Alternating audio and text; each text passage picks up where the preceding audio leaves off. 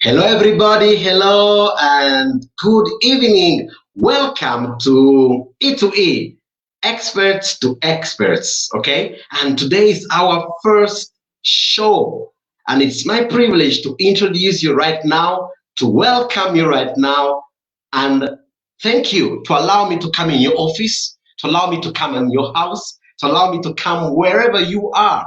So please do me a favor, drop down in the comments wherever you're watching us. If you're watching us from Facebook page, if you're watching us from LinkedIn or YouTube or Twitch or Periscope, wherever you're watching us from right now, drop down a comment and tell us where you are watching us from, which part of UK, which part of the world are you watching us right now. And it's my privilege. I'm so excited. This is a dream coming true. And I'm so excited to introduce you our first guest of our show, Expert to Experts. Okay, this show is being designed to bring you the world's best experts, and especially in a time like this, we need to feed our minds, we need to equip ourselves, and we need to model. If somebody else has done something in an amazing way and has had success and is an expert in an area, we should learn from them, we should challenge ourselves, and we should allow ourselves to expand. So do me a favor, click down and put down on the comments hashtag live if you're watching E2E live right now, or hashtag recording if you by any chance you are watching the recording. And if you are passionate about what we're going to talk right now, I would like you to click on the button, share it, and distribute, spread the word. Let other people also be aware of what's going on and what we are sharing with you right now. So be a blessing, be a force for good, and share it with everybody. If you've got your team members in your company, share it with them. If you've got your colleagues, your children, your family, share it, and let's spread the word. Okay? So as I'm waiting for other people to join in and drop down the comments, I'm so happy to introduce you my guest of today. And he's not only just a simple guest, he is my mentor, he is my coach. And when you do coaching, you build a relationship for the success of your clients. So what happens? Automatically, you create a relationship. So I have also the privilege of calling him my friend. Okay. So ladies and gentlemen, welcome on the stage, Mr. Rich Waterman. There we go.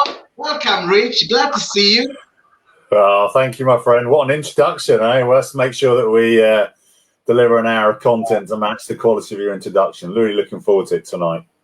Absolutely, absolutely. So excited to have you right now in our office and with us and serving so many people. Okay. So, Rich, me and you, we know each other because you have been working for several times in the past years, and your service and your added value have been a milestone for me to progress and do what I'm doing right now. So if I'm serving so many people right now, it's also definitely because of your help and support. But please, would you like to introduce yourself and tell everybody who you are and how come you're here and talking about wealth and how to create financial wealth? Thank you, Rich. Oh, you're welcome. Yeah, so it's an interesting journey actually in many ways, and I'll take everyone back just to sort of school and university times. I was lucky to be like kind of the smart kid in school, and I definitely associated a lot of my self-worth with the results I was getting at school, and thankfully I was good at it. It wasn't necessarily a particularly healthy relationship, and that'll probably be another session.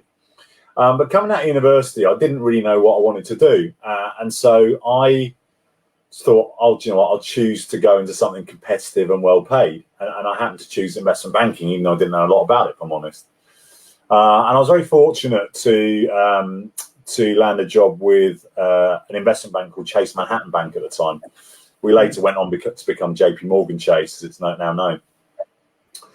And highly competitive environment, big numbers, big money floating around, and you kind of started to get used to it. And I think at that point, I hadn't really made the link between providing value and earning money It was just like, I've got this job, I'm good at it, I'm earning a lot of money. And you almost, the good thing about that environment is you get very, very comfortable being around large amounts of money. And even though investment bankers maybe not got the best reputation, some of it deserved, what it is really is providing a service, actually on a percentage basis, a very, very good value service. Just the amount of money flying around is huge. So you just get used to millions, tens of millions, hundreds of millions floating around. I think the highest amount of money I ever helped the bank make on one deal was £11 million in one day. And as a banker, obviously you start off on a decent salary, decent graduate trainee salary, and very quickly you're moving into sort of six figures plus in terms of salary and bonuses. So you almost start to get a little bit immune to it in some regards. But that was a good start for me in terms of like my relationship with money. And some people out there, I think the number one thing message I would want to get across initially is money is just money. Like, so money originally came about to evolve a bartering system from medieval times where people would swap, grain for sheep or pigs for corn or whatever. So you have to remember that the money is just a representation of value. It just happened to be I was working in an environment where I was highly valuable and adding a lot of value to our customers, and so we would get paid for it, and then I'd get paid for it. So one of the things I notice consistently is that people that are wealthy generally have a very good relationship with money. They attract it, and they also keep it. And I also met numerous people who are not good at attracting money. In fact, they push money away. And some that are also not good at keeping it. Once they've got it, they'll spend it because they don't want to keep it. And so how was the relationship? Because I'm reminded, and let me tell our audience that you are one of the youngest vice presidents of JP Morgan, and by the age of 30, you were already a millionaire. So what was your relationship with money? Yeah. Well, initially very good, because I was fortunate to be very good at the job, and I liked sort of solving problems, which basically is what I was doing, working in the derivatives area, and then eventually becoming head of European derivatives. And so I was like, I'm good at this, I'm getting rewarded for it.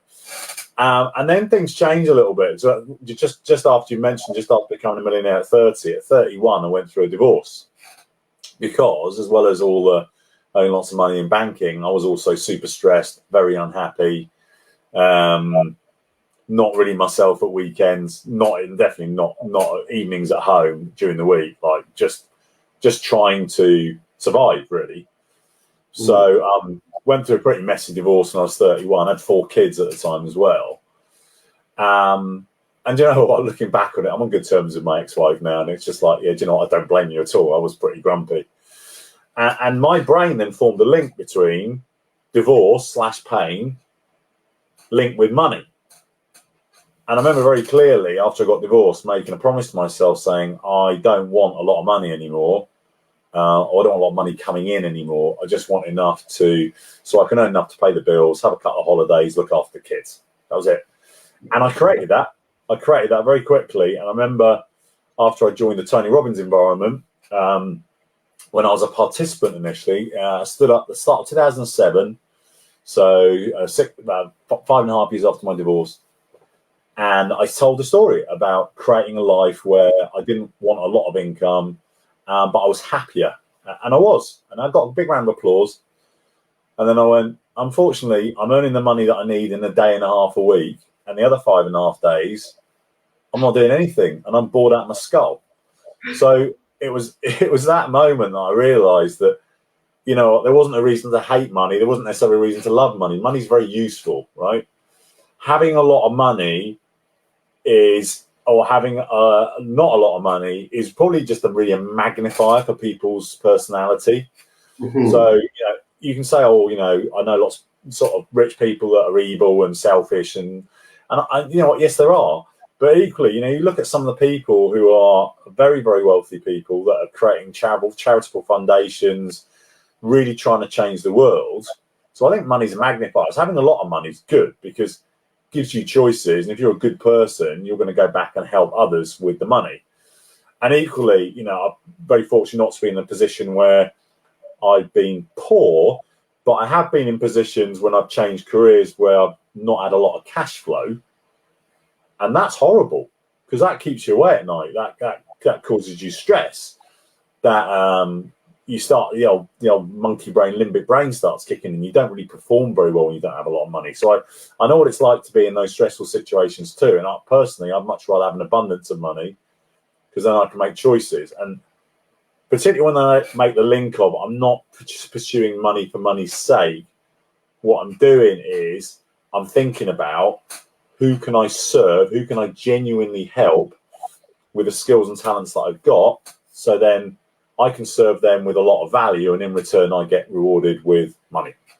And then I can choose what I want to do with that money. I can go and spend that with another coach or on other things to help myself. And so the economy, yeah, everyone benefits from that sort of upward moving economy, really, which is, yeah, I know we were going to talk about COVID at some point, but that's kind of the opposite of COVID, with everything being shut down. Obviously, there's less opportunities for people to exchange value because there are just less things going on. So that has a negative impact. And you can see the downward spiral that's going on, been going on since March last year as well. So that's kind of a bit of an intro, Moses, in terms of, you know, just what if I was listening to this video, what would I be picking out from that? It would be, do you know what, money, your relationship with money is up to you. Don't make it. Sadia has just written an amazing comment. Thank you, Sadia, for participating. So grateful like that. And she's saying so important to have a good relationship with money. So exactly what absolutely. Absolutely. So I know Sadia actually. So Sadia and I used to work together. So Sadia's Sadia be a great example of this actually. So Sadia used to work with a friend of mine, Nick Stammers, until Sadia's gone off to become a great coach as well. And Sadia's background in corporate was she was amazing at sales. And you know, sales is the reason that she was good at sales is because she understood that I need to understand that what I'm selling is of value to the customer, and that they go, yes, you know what, this thing is easily worth the money that I'm going to pay for it. And if I feel that way, I'm going to buy it every time. And Sadia actually works with people now on like the understanding the mentality of sales, which really is understanding the mentality of money. So I'll give her a shout out to my friend out there. Thank you for the input on that one. It's just like, just understand that money is a value exchange. So if you want more money, then you just need to provide more value. And one of the ways of doing that is just letting more people know what you do and allowing them to choose whether they want to work with you or not, or letting more people know about the product you have and helping them to decide whether that's a good thing for them to buy or not. Yeah. What I think COVID has done is it's pushed out. Look, economies go in cycles; they expand and they contract. COVID has caused a big contraction in the economy, but it's a natural thing anyway. It's like the economy will get bigger and bigger and bigger and grow to a certain point where you actually get a lot of people in the market that are, without being too disrespectful, kind of fat and lazy companies or people in the industry or sector where you don't really necessarily have to be that good to make money. What COVID has done is contracted the economy, and I've got some clients who are unable to run their business because they're not legally allowed to, and my heart goes out to them, and they've had to either use savings or look at other ways to do things. But what it's done for the rest of us, I think, is it's harder to make money, I think, just generally, because there's just less opportunities. But those are people that can stay in the market and stay fit and healthy and get leaner and get more efficient. You're actually can definitely sustain the income from pre-COVID, which is what I've done. You can do what my cousin's done, where he's actually massively grown his business through COVID. I've got another client that's done the same thing, had a record year in 2020. But they've done that through really thinking about what am I great at, who could I work with, refining the offer, getting better at providing value, and talking to the right people about whether that value will be useful for them, and then getting money in return. So what happens is the market gets shaken out, and then the what's left is leaner and fitter. So when the market now expands post-COVID, those that are still in the market are going to be in a great position to actually make a lot of money, because there'll be more people looking for what they do, and you'll be better at communicating what you do. You'll be better at what you do, and you're probably your pricing's better as well. Like for me, what I found was that a lot of my kind of middle market customers kind of got shaken out a little bit because they were being squeezed financially. And I've ended up working with sort of a higher bracket of customer.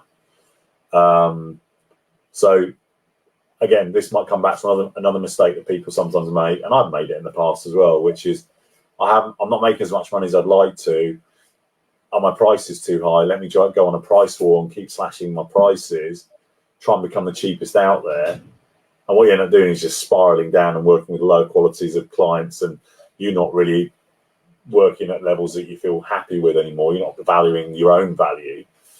What I found is that I've actually moved to a higher level of customer who are probably in a more position to be more robust because they've got savings, they've got other streams of income. And so actually, I would say my average, I don't normally look at hourly rate for coaching, but if I did, my hourly rate of coaching has gone up during the period of COVID, because those are customers who are currently willing to pay. So it is thinking about who can pay for my coaching right now. Yeah. I don't know what about you guys, but I'm taking notes. I speak every week with Rich, but every time there's always some more value. So I've written 2 goals. So it's good to ask a couple of questions like, what am I great at? And who out there can pay? So Rich, do you believe that right now in 2021, with what's going on with all these shutdowns and everything, it's still possible to create wealth? Do you believe that? Yeah, and I've seen multiple evidence of it. So I've got three people that I talk to on a regular basis who had record years, and by record I mean like a big 2020, like significantly higher than any previous year. It's just thinking about, given what's going on, where is the money? So one of the things that I've come back to a lot, and on Thursday when we do the workshop and the Q&A, which I know you're going to mention later, I'm going to take people through my version of a reasonably well-known tool, but I've adapted it for more of a workshop setting. And the tool's called Ikigai. It's a Japanese tool called Ikigai. And in that tool, you think about 4 circles that all overlap, and then basically in the center is kind of your perfect thing. And what you just mentioned is exactly that. So in 2020, and definitely moving into 2021, the first circle is what you're passionate about. Now, I've changed that slightly to what are you aligned with, so therefore, what are you passionate about? But if you want to stand out, because there's more competition, to earn money is generally, I think, probably harder, is like, how are you going to stand out? And by the way, a lot of people have given up, so that's already improved your chances, because people are just gone, can't earn. They told themselves, I can't earn money, right? So they dropped out, so that's good for you if you're still in the game. If you're being you, bringing more of you to your business, like bringing more personality, more warmth, more embracing the relationship with the customer more, that has to be a good thing. So passion circle of Ikigai is important. And then strongly related to it, and in our business modes, as you and me, coaching, speaking, mentoring, etc., these first 2 circles are strongly overlapped. So the second circle is, what am I great at?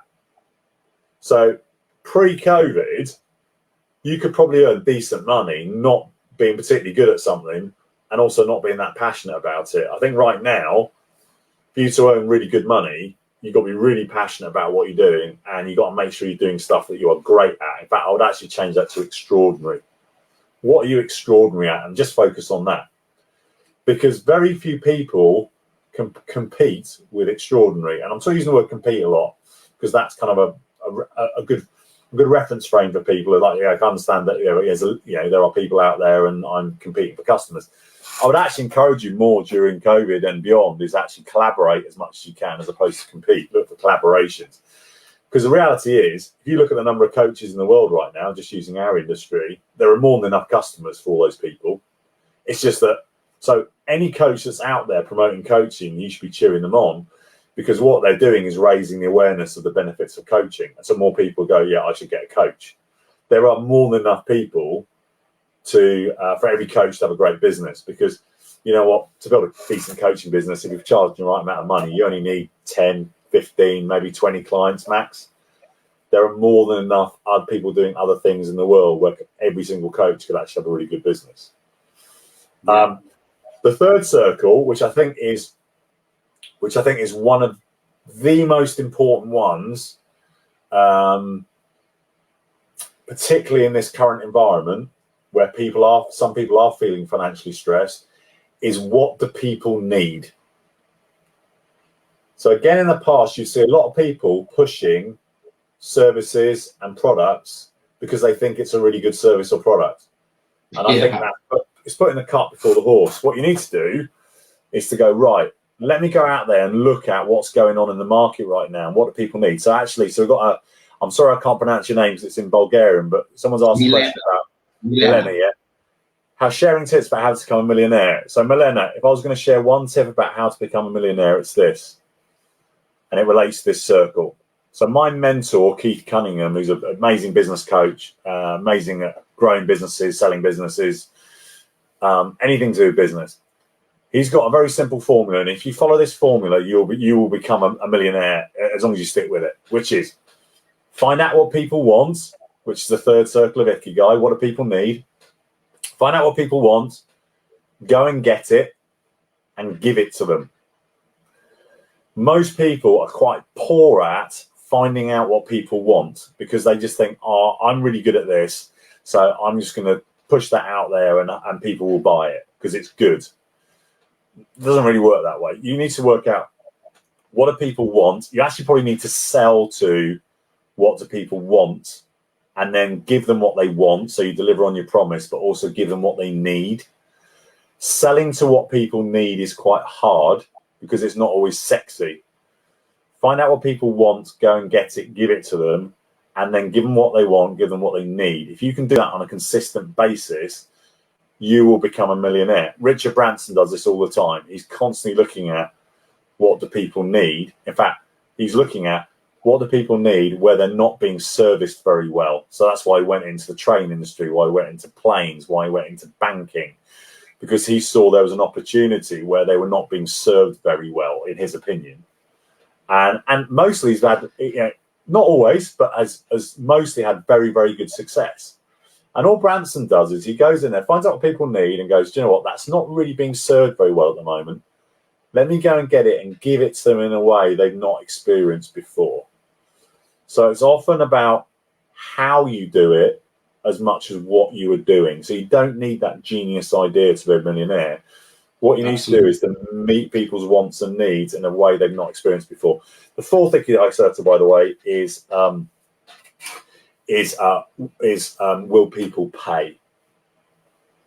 So sometimes people have a need or a want, but do you know what, it's not important enough for them to want to pay for it right now.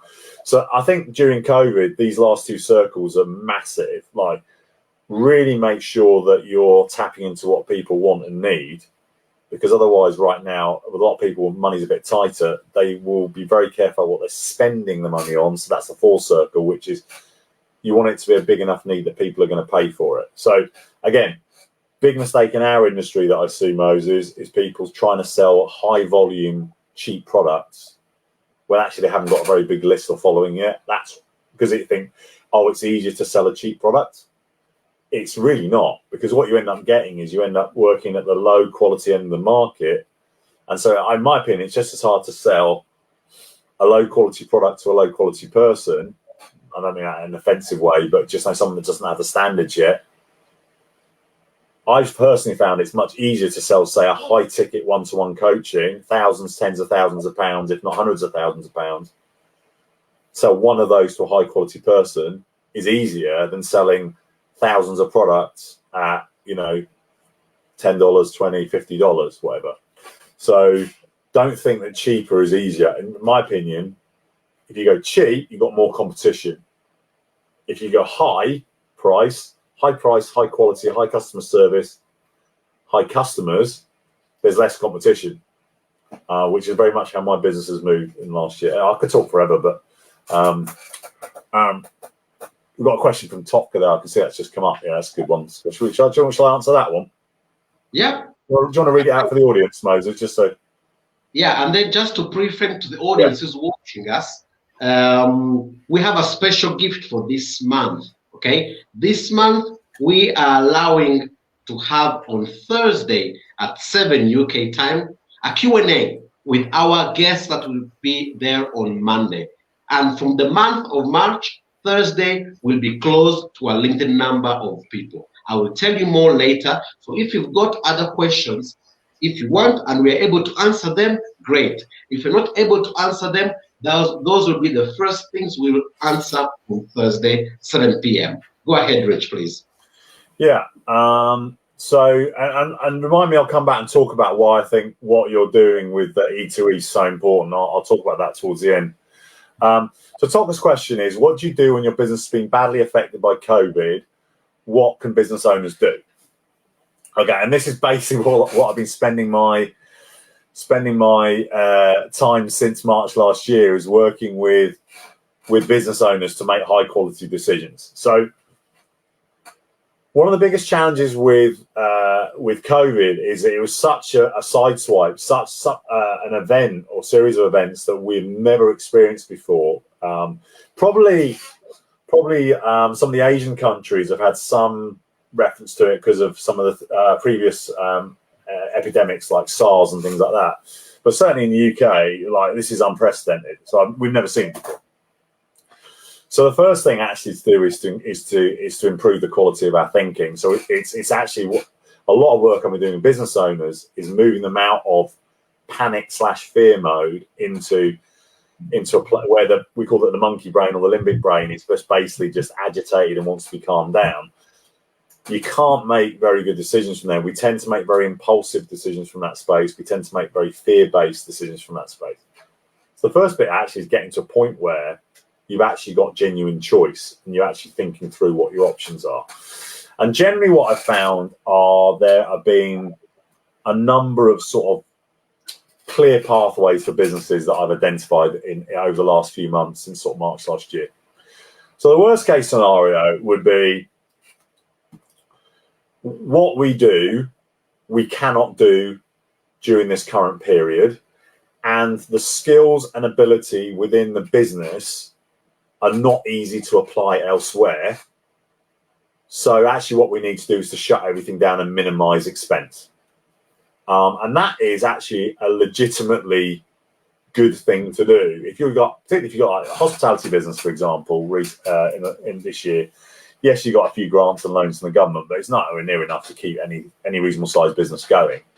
So most businesses I know in that area just closed down. So you shut down, you minimise expense. You've used the furlough scheme in the UK to basically hopefully get a number of your employees still to get some sort of income.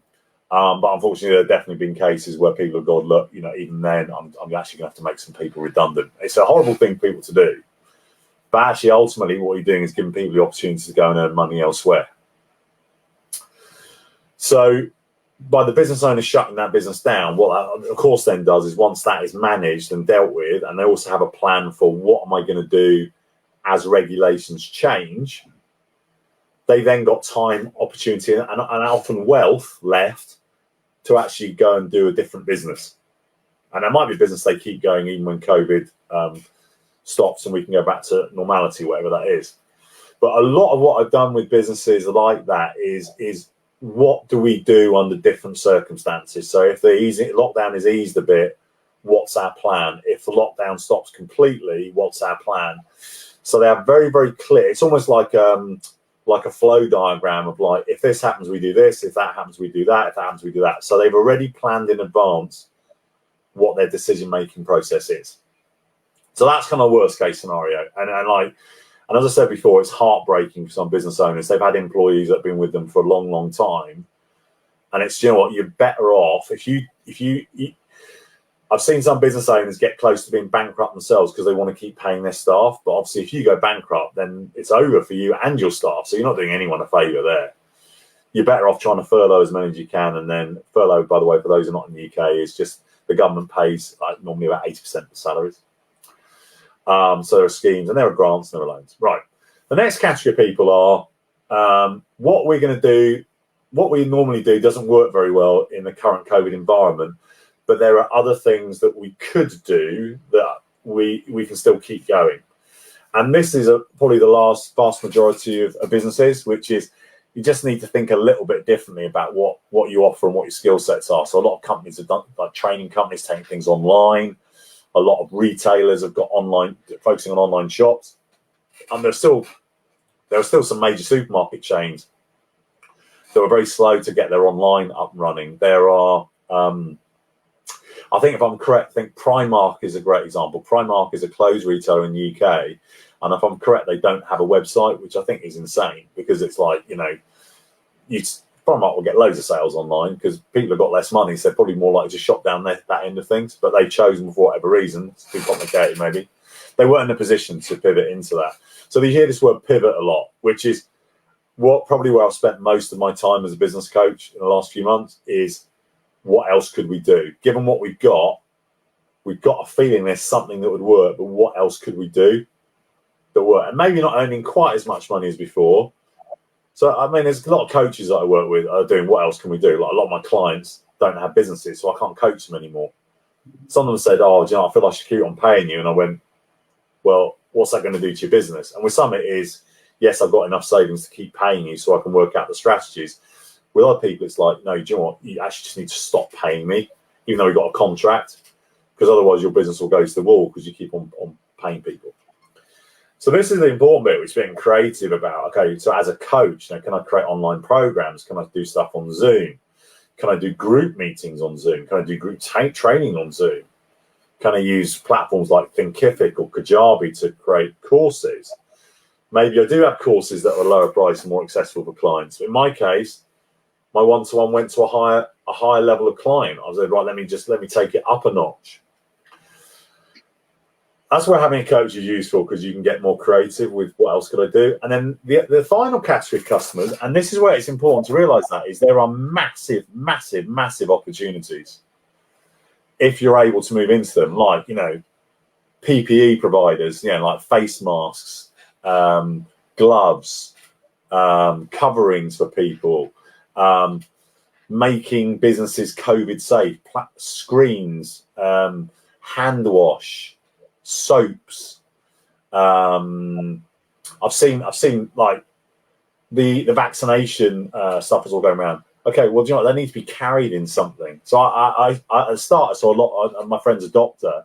They were making their own, like, carrying things for the little vaccine vials. So there would have been an opportunity there to create something there. So there are some businesses that are naturally positioned for that anyway, and they made a lot of money. And fair play, that's supply and demand. But they are constantly look for opportunities where you've got the skills and ideally you're passionate, or maybe more accurate, it's more aligned with who you are as a person, where you think, hold on a minute, this way you need to rise above fear and panic. You need to rise up a level, going, what's really going on here for people? What do people need? People need vaccine carrying cases. Everyone needs face masks. And obviously people have pretty much filled the market now, but early on there would have been opportunities. And right now there are opportunities. Like, pubs will come back into full force. Are there things that pubs need that would make them COVID compliant that no one's thought of yet, or no one's really given? Could I buy up and get ready to buy up supplies and get ready to supply that to pubs, for example? How are training venues going to run training? Can I be approaching corporates, talking to them about a blended future for training where it's physical and online? So, and again, going back to that original question about how to become a millionaire, this is how people become millionaires, because they're constantly thinking about what do people need, how can I go and get it, how can I give it to them. The key is, don't be too scattered. Like, there are probably multiple opportunities. You've got to think about what's the one that's going to be ideally an ongoing and sustainable opportunity, and that I have some skills or contacts in that area. That's the one you want to go for. You don't want to get pulled into this idea that lasts a couple of weeks and that idea that lasts a couple of weeks and that one. It's like very, very tempting when your limbic or chimp brain is agitated and you want to make more money, it's very tempting to go scattergun, have lots of different little ideas. Like one of the things I always used to say when I used to present at internet marketing courses was, what would you rather have? 100 websites completed at 1% or one website completed at 100%? The first one's not going to make you any money. The second one will, or could. So don't go. Sometimes it's useful to have more than one idea because it can get stuck, but you don't necessarily want to do more than maybe 3. If you're really good at what you're doing, you might be able to do 5, but I generally recommend 3. 3 ideas that you're working on, because if one sort of gets blocked or stuck, or you're waiting on answers, you can carry on working on the other 2. But don't go too wide, because if you go too wide, someone else is going to be doing one of the ideas better than you for sure. Gosh, that was a long answer to a question, wasn't it? Yeah, absolutely. And now I have one question which I believe the audience may be interested in getting right now is, and I wrote it down, is where does it go wrong with people when it comes to creating wealth? Where does it go wrong? Great question, Moses. So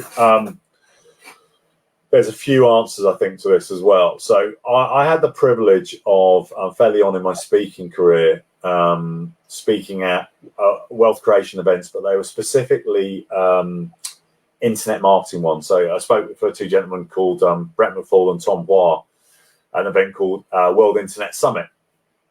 And I was the mindset guy. I come to speak about mindset and how to build a business as opposed to trying to chase the latest Twitter idea or Facebook or webinars or whatever.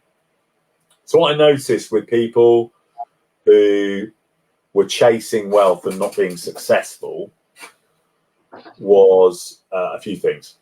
So the first one was, I made a mistake at an event once, and someone put their hand up and said, could you give me an idea of how to make money online? Like someone could say, could you give me some ideas about how to be a millionaire?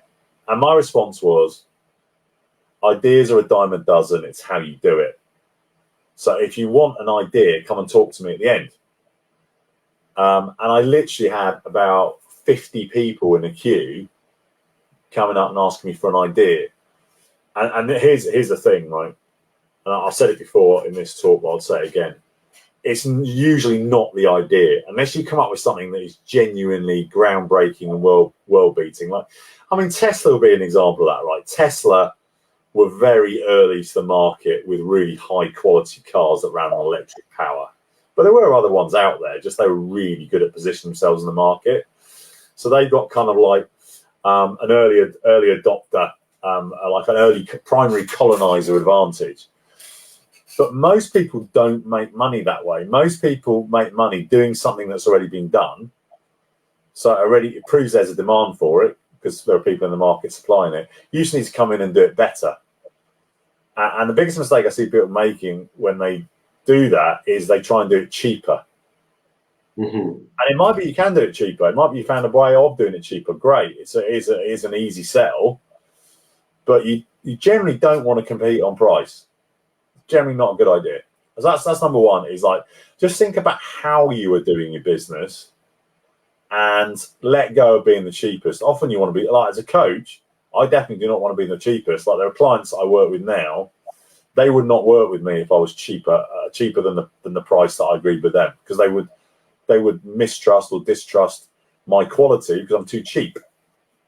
So your cheapness might be driving customers away.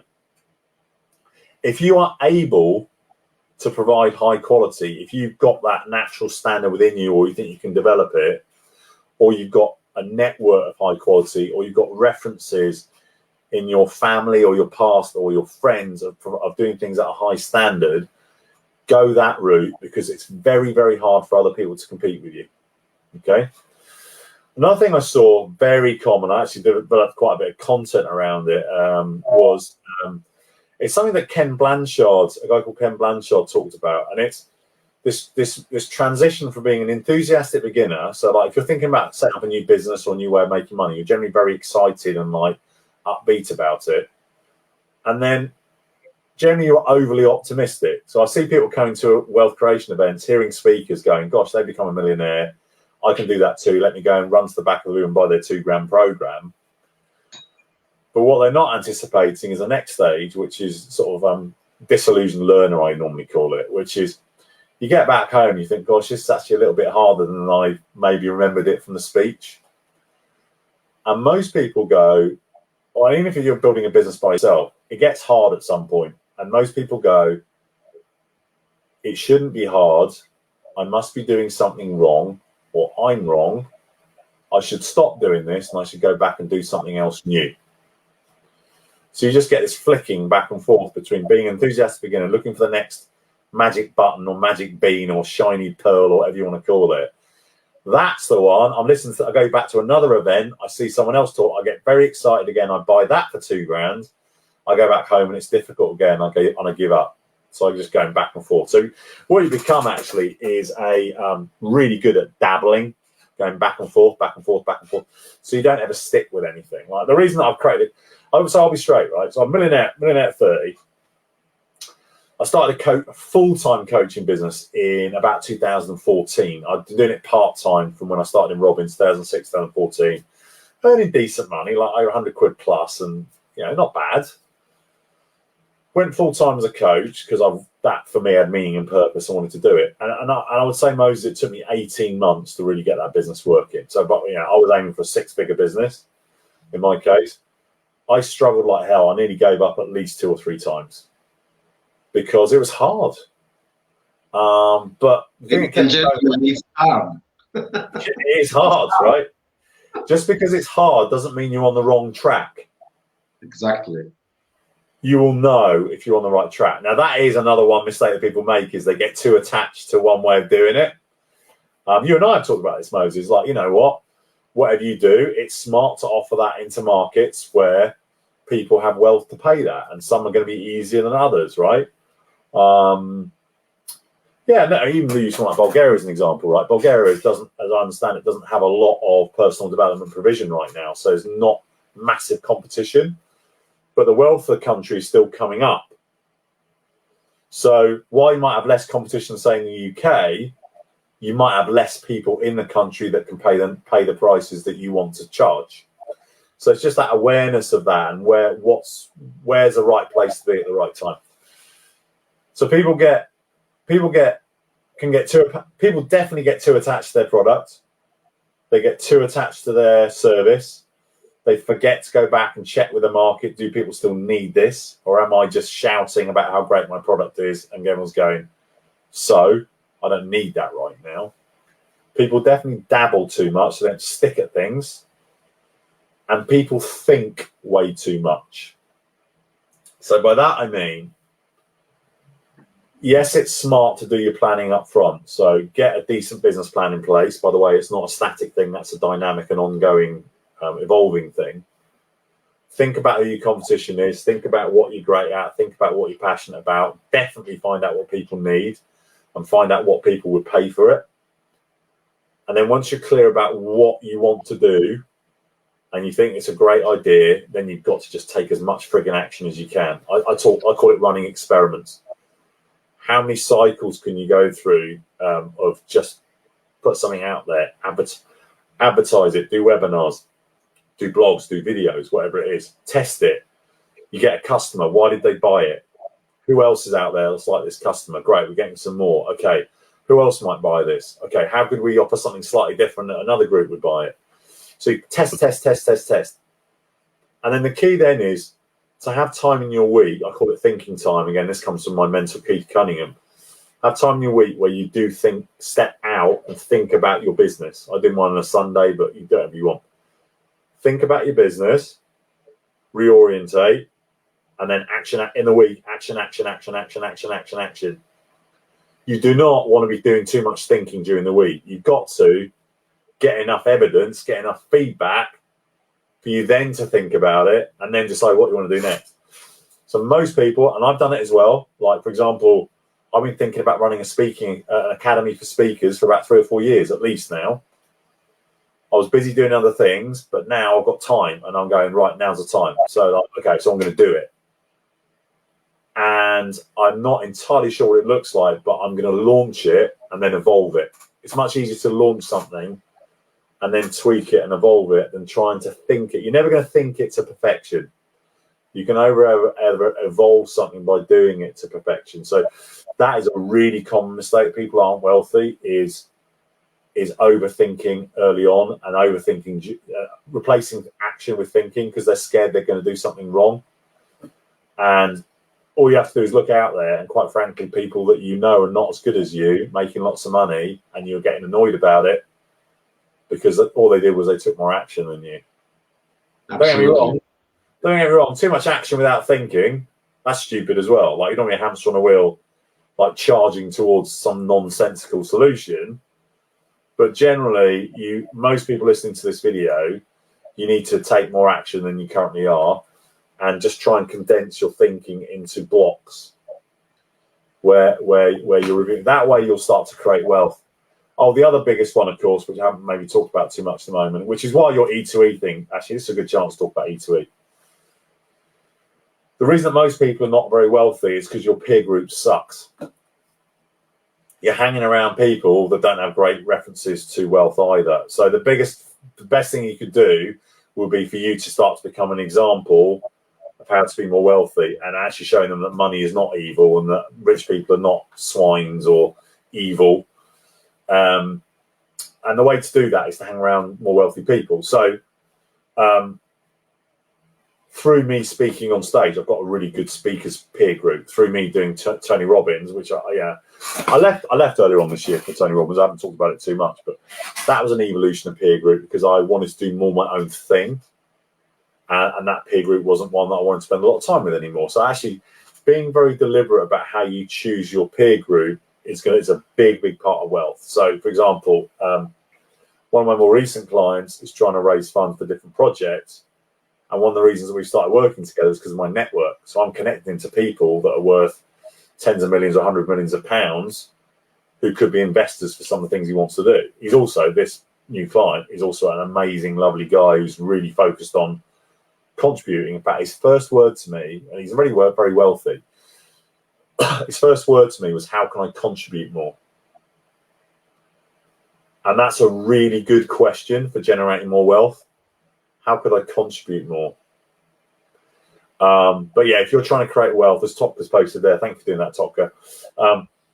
If your peer group does not have good wealth references, it's a bit like swimming uphill. It's one of the reasons that, I'm going to be dead straight, right? One of the reasons that I work with Moses, one of the reasons that I was really happy to come on this call with Moses is I was speaking at a Marcus Di Maria event. Marcus is a really nice guy that we both got into his environment. And I started speaking for Marcus because of my investment banking background, and also I could speak a bit as well. I learned a lot from him about speaking. Really good values, really nice guy. Investment Master is his company. Let's give him a plug. Really good company, good values. Anyway, Moses is in the audience, and I honestly I can't remember the last time. I'm not sure I ever have seen someone in the audience with better energy than Moses. Moses said, "I'm gonna work with you." And you worked in a restaurant at the time, didn't you? Yeah. And so here's another clue: if you want to be more wealthy, raise your energy, because that becomes magnetic. So I'm like looking at this guy going, "Hold on, you work in a restaurant, you want to work with me? How's that going to work?" Because and fair play at that time, you just found the money. We spoke once a month, I believe. Right, I'm going to do it. So there's another clue for wealth creation: commitment. I'm going to do this. I'm going to work with Rich. And then you shifted into doing commission-based sales, right? Became the record salesperson within 1 or 2 months, if I remember correctly. You can tell the story in a minute. Energy, commitment. I gave you a couple of pointers in terms of how to do it, but you found your own way of doing it. Energy and commitment. And we started working twice a month rather than once a month. And so you got to want it as well. You got to go, look, I'm not a massive fan of the whole. I love Gary Vaynerchuk. I think he's an amazing guy. I'm not a massive fan of hustle and grind. I'm more than happy to work hard, but I like to work smart as well. Gary Vaynerchuk talks about not seeing. One of his favorite sports is basketball. When he says he's not seen an NBA game, American professional basketball, he's not seen one for 6 months. See, I'd never do that because I'm like, me watching basketball, that feeds my soul. It would nourish me if that was my favorite sport. So I think for me, a balance of nourish yourself, feed yourself, get the sleep you need. If you want to be a member of the 4 a.m. club, getting up at that time in the morning because it's quieter and you can do more, you better make sure you're going to bed early enough to get your sleep in, because if you start to sleep deprive yourself, you're going to be screwed. I personally, actually, I'm the opposite. I work really late, so I'm up till midnight, 1 o'clock often, because that's when my brain starts working. Exactly. So I get up at like 8:39 sometimes, right? But I'm getting my sleep in. That's important, actually, understanding the rhythms of how, when you think best, when you work best, in terms of considering how you want to work. Because creating wealth, there is not one way, there is not one template that fits everyone. Like, some people can be great at property, some will be great at trading, some will be great at coaches and speakers, some will be great at products, some will be great at services. Do not believe anyone that tells you there is my way is the best, the one and only way to create wealth, because that is absolute nonsense. And that was the most politest way I could put that. Absolutely. And thank you so much for what you're saying, because this is so vital. It's so important, because most of the times people think that it's so easy. I get one pill, one formula, and I apply it. You need to always drop this down if you'd like to. You need to always change approach. If something is not working, change approach. Make it suitable to yourself. Create your own wealth on your own terms. Okay, so what you said, Rich, of if somebody gives you this is my way, this is the true way, well, get away from that, because you need to build your own true way. And the best way is to try, test, adapt, shift, modulate, design it around you. Okay, now, Rich, obviously, time is running, and I want to keep my word with my audience and make sure that they have the right value, and we respect their time as we respect also your time. What we are doing right now is that every single Monday, we are going to have a special guest, okay? And by the way, Rich is an expert in creating wealth, okay? When I say an expert in creating wealth, okay, there's wealth which is financially, and he has just spoke about that. There's wealth which is emotionally, and he said that he was millionaire 30 years, 31 years he went through a massive divorce, and he lost some of it, and he had to rebuild back that level of wealth. And there's also wealth time wise, and he has just shared how he manages and schedules his time, when he goes to bed, when he goes to wake up. So when you talk about wealth, it's not only about money, because if it's about money, okay, you will end up being broke emotionally and in your social relationship and your social life. So what I'm going to tell you is this. The concept of expert to expert is basically Monday. It's open for everybody, and everybody can join, because we want to add massive value, more than anybody else. That's the innovation we're doing at Kaizen.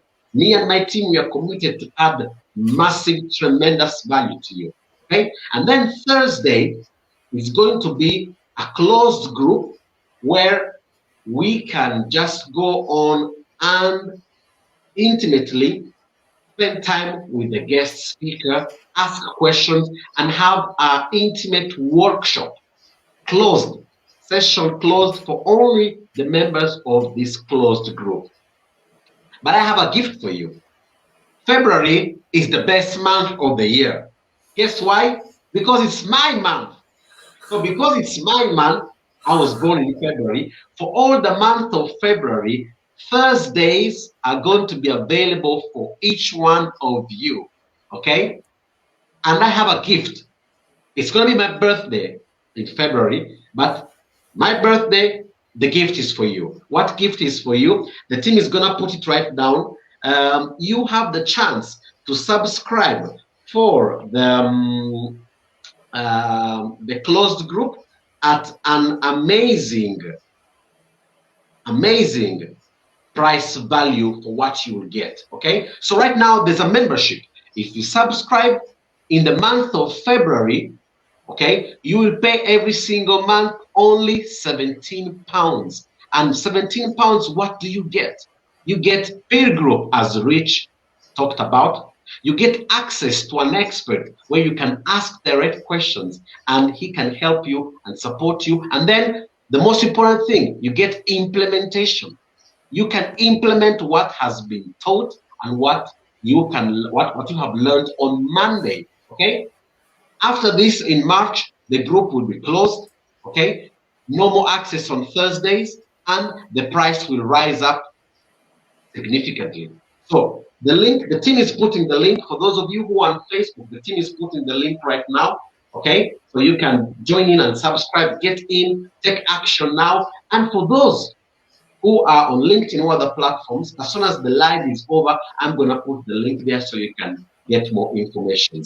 Now, Rich, on Thursday, you're going to be with us. It's going to be open for all of you, and you can ask questions to Rich. Okay, so Rich is going to go more in the details and is going to show you exactly his tailored formula that can help you to create financial wealth even in this time. Okay, deal? Done? Great.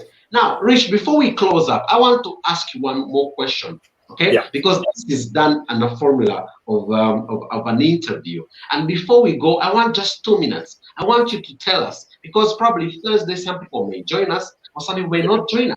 Okay. By the way, if you like this E2E formula, expert to expert, it's gonna be every single week. You're gonna have an amazing expert in different areas. Share this video with your community, with your friends, and with your loved ones. Rich, closing up. What is the most important asset in creating wealth right now in this current moment of history? Just a quick answer right now. Yeah. So the most important asset right now, which is why I think E2E is such a great idea and such great timing, is community and peer group, without a shadow of a doubt. It is the most important thing. And this is why on Thursday, I'm going to talk about what you need to think about in terms of understanding yourself better, but also how do you create communities? How do you go and look for communities? And that's why E2E so well timed, because you're getting high quality people, presenters with very high value. So let me be very clear. If you go through my Facebook page, you will see I do not promote many things. I'm promoting this because it's really well timed and really needed.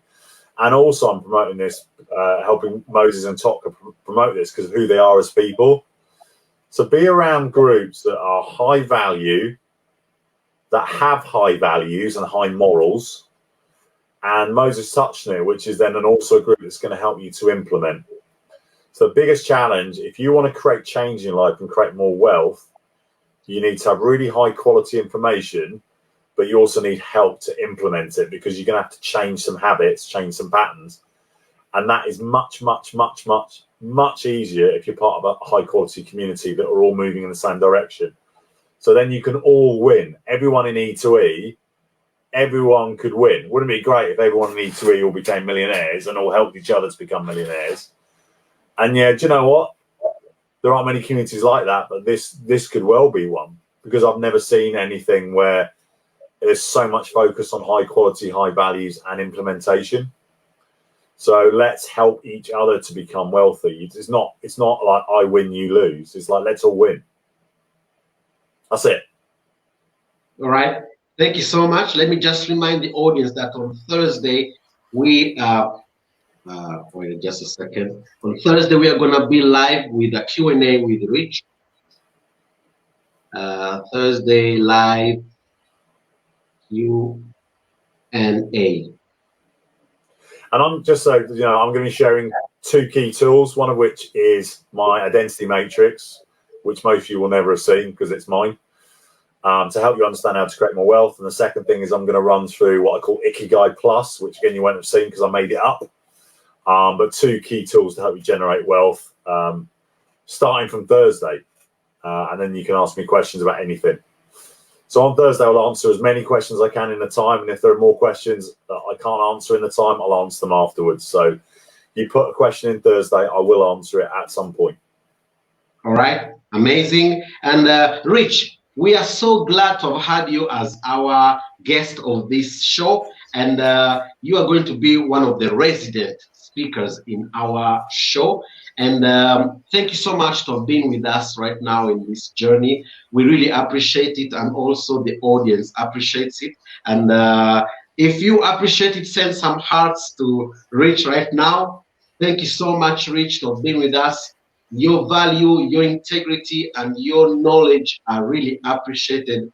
Thank you so much for the value. So we've got people right now saying thank you so much for the value. Thank you. Thank you so much for what you have shared. Thank you so much for the impact that you have brought in. And definitely, we are both of us on a mission, okay? Both of us, we're on a mission on making sure that people live the wealthy life, financially, emotionally, and time-wise, that they deserve. And surely, this is just the beginning of this journey. We are gonna have Rich more often as our guest and adding more value. Take advantage of the offer that we are giving you right now. Share this, bring in your people, your family, your friends, and be a force of good, exactly as Rich has been a force for good to impact, to add more value, and to help you. We have also Lucia saying thank you. Thank you so much. Thank you for everything. And stay tuned. See you on Thursday, 7 p.m. Rich is gonna spend some time, gonna do a mini workshop, adding more value, showing you some of his strategies and tools to create financial wealth. And then he's gonna be available for you for any type of question, Q&A. Is gonna be there live for you. Thank you so much. Live strong. Love you. And have an amazing rest of your evening. Thank you, Rich. Thank you, Moses. See you, everyone. See you Thursday. Bye for now. Thursday. Bye-bye.